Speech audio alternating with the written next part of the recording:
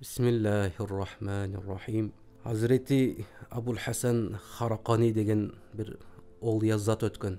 Ошондон шакирттери орозо айы жөнүндө бизге түшүндүрүп бериңиз дегенде бир айткан сөзү бар экен, өтө таасирдүү тамсил менен түшүндүргөн мисалы бар. Ал айтат, бир жылда 12 ай болсо, бул 12 айдын бир айы бар, эң фазилеттүү, эң ыйык ай. Бул 12 айды Hazreti Якуб алейхиссаламдын 12 баласына салыштырат. Ал 12 баласынын арасынан тандалганы ким эле? Юсуф алейхиссалам болчу.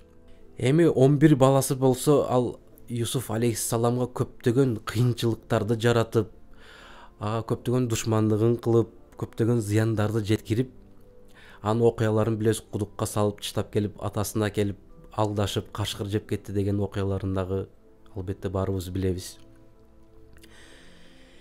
Бизге суроо жаралат, ошол учурда 11 баласы кечирилип кетет. Ошончо өзүнүн бир тууганына кылган күнөөлөрү болсо дагы кечирилет. Эмне себептен? Ошо Юсуф алейхиссаламдын себебинен 11 баласы дагы кечирилет. Бул 12 айдагы ушундай экен.